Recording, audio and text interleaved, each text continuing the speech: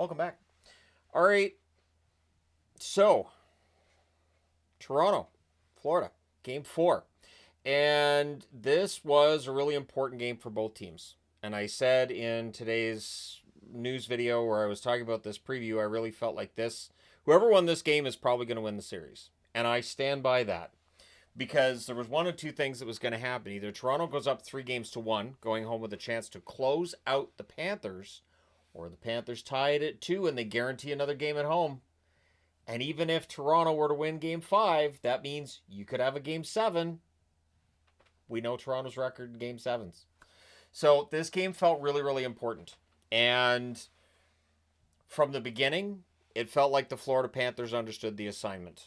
And, I mean, just remarkable. So it's Wall versus Bobrovsky. Marchand has a rush that leads to a good forecheck, which it's standard. Every single time that I've talked about the Florida Panthers, regular season and postseason, I've talked about good forechecking. And it's something that towards, I'd say a little after the halfway mark of the regular season, I really became aware of how often when I was writing notes during the game, I talk about a good forecheck by Florida. They're relentless. Their work ethic is probably second to none in the National Hockey League.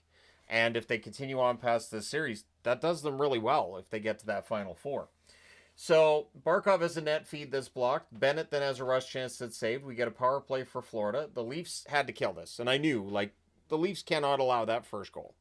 And especially early against Florida, in Florida, you cannot allow that first goal. So Jones has a shot that's blocked. Schmidt fires one high. Bennett then misses one wide. There's a shorthanded rush by Matthew Nyes that ends it. So crisis is averted. The Leafs press are kept to the outside. The shots are 4-2 Florida at 5 minutes. Accurate. And the shots in terms of ratios wouldn't get better for Toronto as this period went along. There's a near miss for Reinhart on a rebound. Barkov then has a rush chance that's blocked.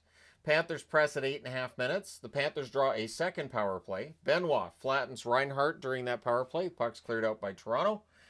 Schmidt fires one high. Puck's cleared out. Power play's killed off. One shot on net for Florida. Crisis averted again. That's 2 power plays. All right, you got that killed. Good, you escaped. So far. So Ekblad's denied after. The shots are 9-3 for Florida with 8 minutes left. Matthews has a wrister that's caught and held, and then the Leafs go right back to the box. And I put here playing with fire and being outplayed. So when you look at the shots, it'll be easy for people to say, well, yeah, but I mean, Florida had all those power plays. Florida had those power plays because they were outplaying Toronto in that first period. And they were just better. Early clear and then another. Ekblad has a shot that's caught and held, and then there's a delay of game call on, I think it was Ekman Larson. Leads to 2 seconds of 5-on-3. The important thing here is not that it's 2 seconds of 5-on-3. It's that it's another 2 minutes they'd have to kill. So, and I put here, I need a shoot self in the foot magnet. And I looked through my room. I don't have anything that qualifies as like shooting yourself in the foot. I thought maybe Dwight Schrute, but Dwight Schrute didn't shoot himself in the foot. He just set the gun off in the office. So that's not the same thing. Although it did cost him a promotion, so maybe that's similar. But, I mean, promotion, playoffs, going to the next round, it's something I'd have to explain. I'm even having to think it through, so probably not a great idea, but we need that. And then, sure enough, at 15:45, Verhaeghe buries one on a cross-crease pass. So the assist to Tkachuk and Barkov. And that was the 12th shot on net for Florida. The Leafs had 4. And spoiler alert, in the final 4 minutes and 15 seconds, Toronto did not record a shot on the net. So it's 1-0 Florida. You need that fight back. Lawton has a bit of an oops in front of his own net. Don't do that. Panthers press in the final minute. Forsling has a blast that's turned aside. It's 1-0 Florida after the first. And if not for some really good saves by Wall, this game would have been 3 or 4-0, to be honest. I did see some complaints about Woll after Game 3. I don't expect any complaints about Joseph Woll after this one, other than why can't he score goals? Second period. There was taken note of that the Panthers undefeated in their last 15 playoff games, dating back to 2023 when they have a lead after the first period. So that's not great.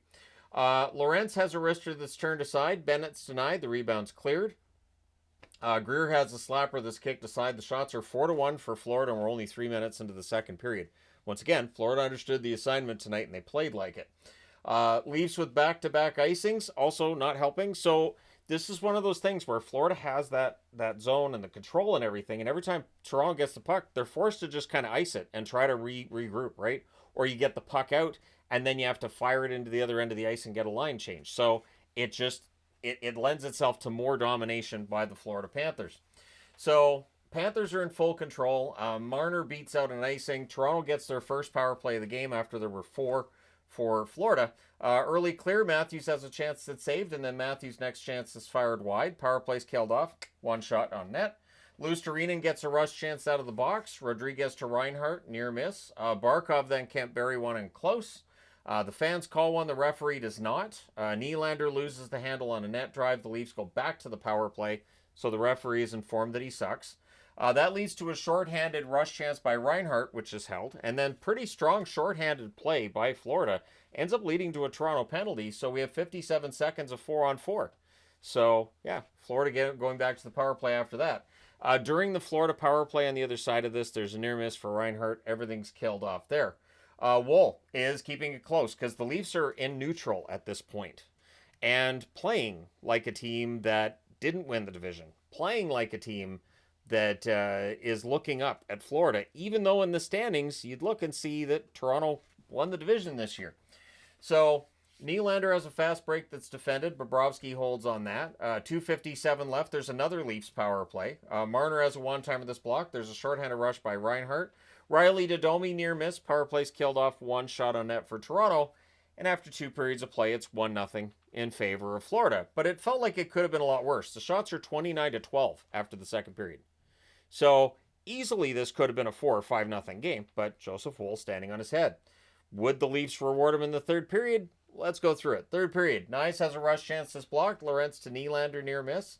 Things get pushy on a hold by Woll. Carlo fires one high. The Panthers rush. Nyes is denied from in close. We get some Bobby chants that follow for Bobrovsky. Marner has a net feed that's blocked. We get a power play for Florida. Rodriguez was down on the ice. They gave 5 minutes to OEL. On this play, it's reviewed, and it drops to 2 on the review, which was the right call. It's shoulder to shoulder. It was a heavy hit. The puck's nowhere near the player, but there was no head contact directly there. Rodriguez did eventually get up. So, yeah, it's a 2-minute power play instead of 5. So there's an early clear by Toronto. Barkov then has a shot that's blocked. There's another clear. A shorthanded breakaway for Nyes, and he fires it high. And if Matthew Nyes hits the net there, we might not be talking right now. But he doesn't. So the power play's killed off. 1 shot on net. Shots are 5-3 Toronto at 7.5 minutes. Nylander has a screenshot that's held. Matthews to Nyes, near miss at the net. Oliver Ekman-Larsson has a deflected shot. That's held. This tonight was also Bobrovsky's best game in the playoffs so far. I do believe that. And then at 12 minutes and 10 seconds, it's a turnover, it's a rush, and Sam Bennett just outweights Woll. Absolutely filthy. In fact, initially I thought, did he just bury his own rebound? Nah, he just outweighted Woll. It's Bennett from Ekblad, and that makes it 2-0. And even though there's 7 minutes and 50 seconds left, you kind of had the feeling that was going to be enough. And definitely from the fan reaction, I think the fans understood that was probably going to be enough as well. Panthers resume control and smothering defense at the same time. So when Toronto has it in Florida's zone, you're not getting great chances. The Leafs press with 4.5 minutes left. They're not getting a path to the net at that point. The goalie pull happens for the Leafs with about 3 minutes left, and then they go offside. So this is where the Leafs call a timeout with 2 minutes and 31 seconds left to try to calm everybody down. Then there's a post for Tavares, and he hit the outside of the post there, and then Riley's denied. Then the Panthers pin it along the boards in the final minute. Gustav Forsling earns his pay there. The clock runs out as everybody punches everybody else. So, yeah, 2-0 win for the Florida Panthers. So the Tony the Tiger Magnet's on the board because the Panther goalie was great, that being Bobrovsky, his 5th career shutout in these playoffs. The chess Magnet's on the board because there was only 2 goals in the game. And it was quite the chess match played by the Florida Panthers. They outshoot Toronto 15-4 in the first, 14-8 in the second, and then in the third, Toronto outshoots Florida 10-8. Final shots 37-22 for Florida. Power plays Toronto 0-3, Florida 1-6. The hits 47-40 in favor of Toronto. So Toronto did get the hitting going, but just not enough here tonight. Woll saves 35 out of 37. He was incredible. Bobrovsky made some really strong saves as well. 22 saves for the shutout tonight. And so this series is tied, but it sure feels like Florida's got the lead.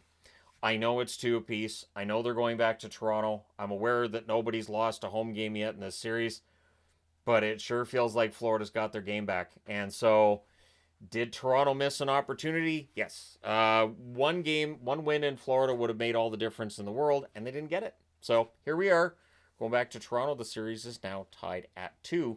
And the bad news being Florida's getting better, and they're definitely getting better at shutting down the top guys in Toronto.